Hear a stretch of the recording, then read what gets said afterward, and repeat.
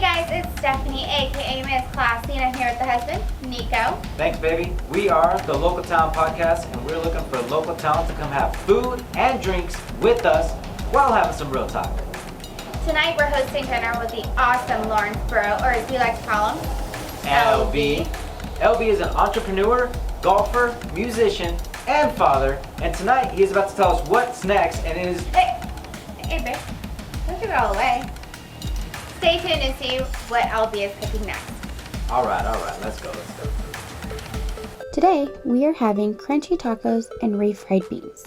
I like to lay out my ingredients to make it easier to cook. Pretty easy. First, I begin by rinsing the pinto beans. After rinsing them, I will place them in a pot and soak for about an hour. Once the beans are done soaking, I rinse them one more time, place them back into the pot, and add enough water to cover the beans. I then cook them for about 2 hours or until tender. Now let's get to the chicken. Set out 2 chicken breasts, a fourth of my favorite taco seasoning, it's just a store brand, and 1 cup of water. Next I will pour the 1 cup of water into the Instapot, then add my chicken breasts, cover the Instapot, and turn the pressure cooker for 10 minutes. Once chicken is done, naturally release to unlock the Instapot. Take out the chicken, save half a cup of the water drippings, and discard the rest. Return the chicken and shred with 2 forks. Pour the taco seasoning, add the reserved water, and mix well. Set the Instapot to saute. Once chicken is done, heat up corn tortillas. Once the corn tortillas are finished, add some chicken to it, fold like a taco. Add a tablespoon of oil to a pan. Once oil is heated, add the taco and cook until your preferred crunchiness. I like mine on the softer side. Niko likes his on the crunchier side. While tacos are cooking, grab a saucepan, add a tablespoon of oil. Once the oil is heated, add a scoop of beans. After you add the beans, mash them. Once beans are mashed to your preference and tacos are perfectly crunchy, serve and add your favorite toppings. And enjoy!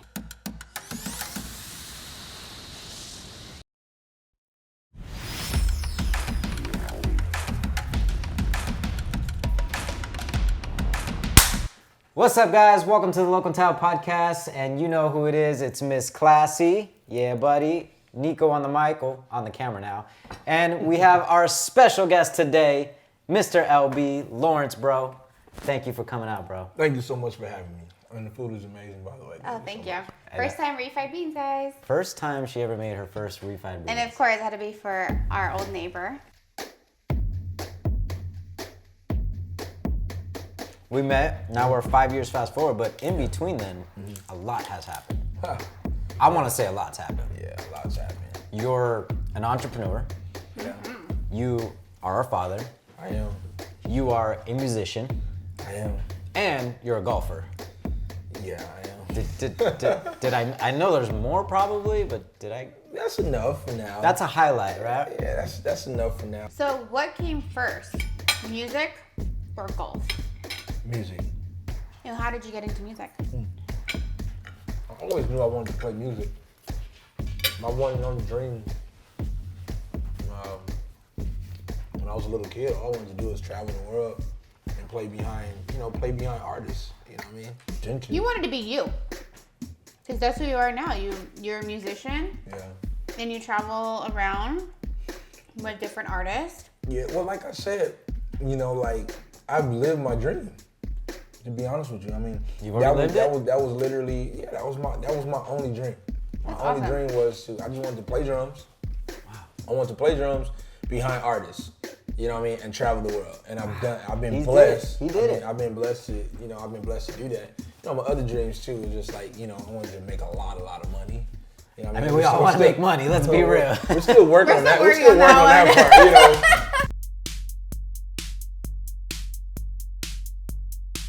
I am starting a podcast with a friend of mine, sort of like a sister now, Dee Kelly. She's a makeup artist. Artist of the stars. Hilarious.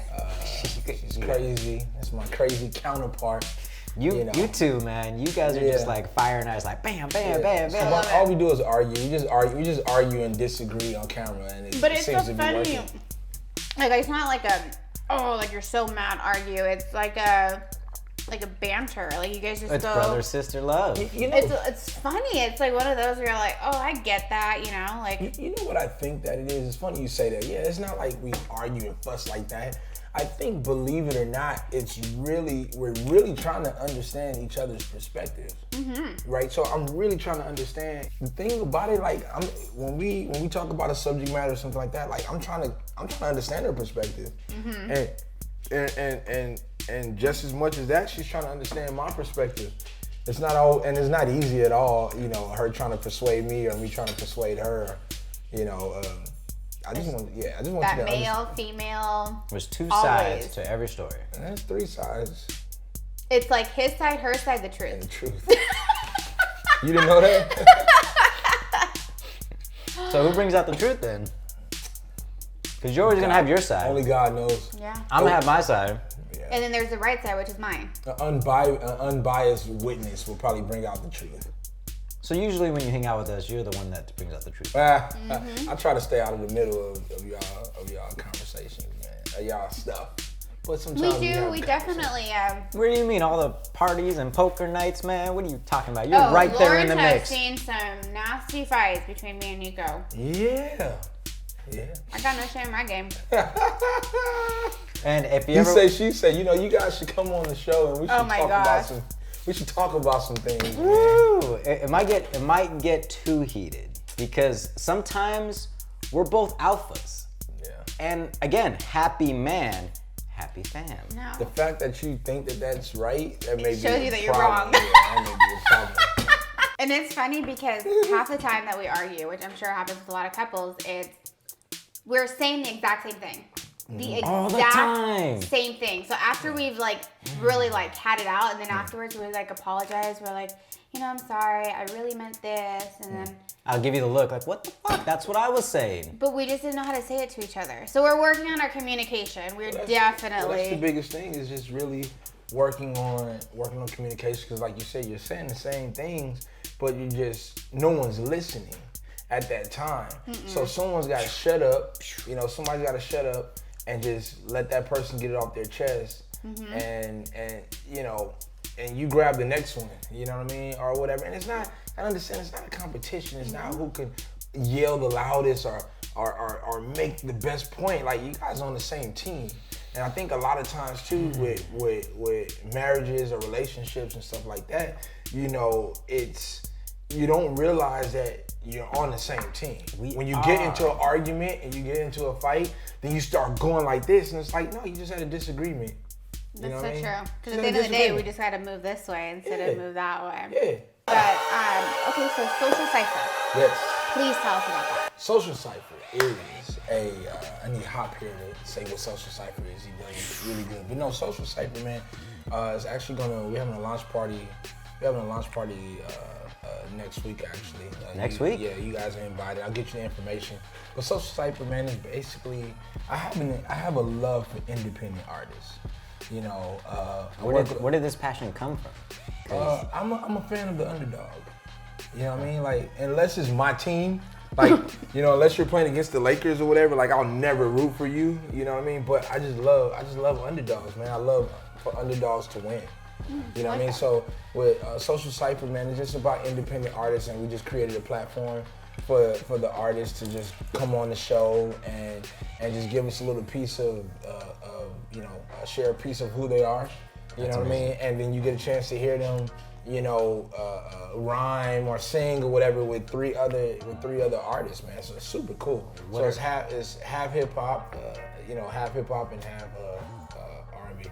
Hip hop and R&B. Yeah. That's the specialty. So how many artists do you guys have with Social Cypher right now?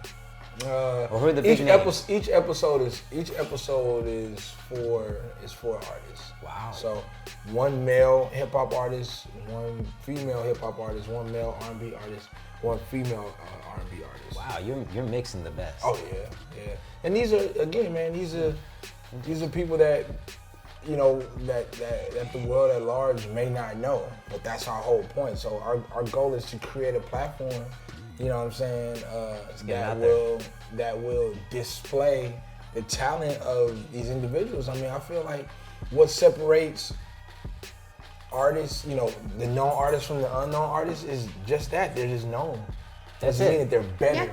Just means that they're known. They have talent. They all have great talent. Yeah. I mean, that's kind of why we started this as well. We were trying to promote talent, and it's any type of talent. Right.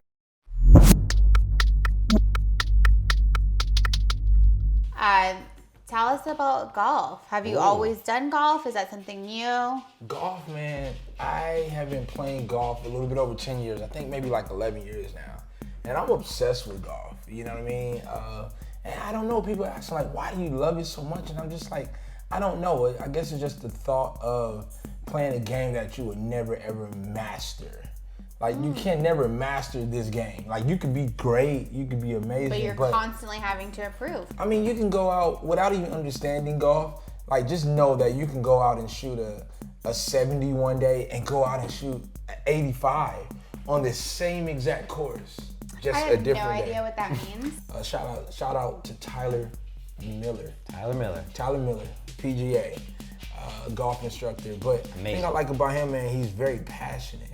You know what I'm saying? He's very passionate about the game, and he's extremely, extremely knowledgeable about the game because I'm still learning things about the swing and different things. You know, like I'm an athlete, so I can just go out and bang the ball around and figure it out. But he's giving you the behind the scenes of why you need to hit the ball at this, the speed of it. He'll give you the why behind the what. Like you hit it this way because it's gonna help you do this.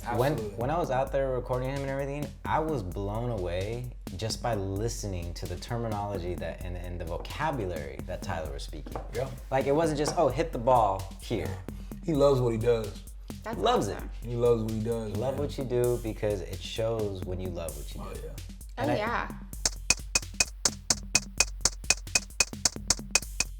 I think you just posted something today on your feed about always asking for help. Like, don't be afraid to ask for help, man.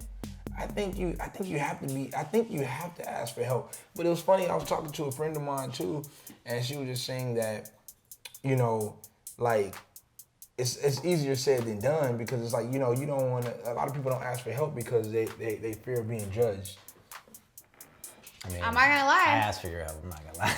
I mean, I definitely ask for help from whoever I can get it. I mean, if there's something that I want to do and I don't know how to do it, I'm going to try to find the person that does it well, and ask them. That's why you're Wonder Woman. You fucking, you're king. But I think the biggest thing that I've helped me recently, and it's going to sound very, I don't know, people might like it, they may not, but therapy. Yeah. And sometimes I feel bad for my therapist because I'm sitting there and I'm like just ranting and they're like, oh, time's up. And I was like, oh, dude, like I'm not done talking. Like I still have more, you know? But a lot of it is when you talk to someone that you don't know, you feel a little bit less judged. Because when I talk to him, when I talk to you, like there's certain things that you want to tell people that you're like, ooh, I don't know how they're going to react to that. I don't want to share that with them. You know, or like since we live with my parents, like if him and I argue, do I really want to go to my mom and tell her our problems? Because it's like, it's not just, are you going to judge me, but are you going to judge him? Well, so then who do I go to? And now that I have my therapist, I mean, she's phenomenal. I really like her. But it's just being able to help, you know, asking for that help. Like, what do I do? What, you know, and sometimes I'll tell her an argument Niko and I had that I thought I was right. And she's like, oh, that could have been a little demeaning. And whoa. Wow, you see? He was like, about time. No, but, you know, then I step back and I'm like, oh, man. If he would have done that to me, I would have been very hurt. So now when we argue, I try my hardest, like, I'll catch myself. And I think that's just, I said try. I didn't say I did. I said try. But, you know, going back to your coaching, like, yeah, don't be afraid to ask for help because at the end of the day, everybody needs help.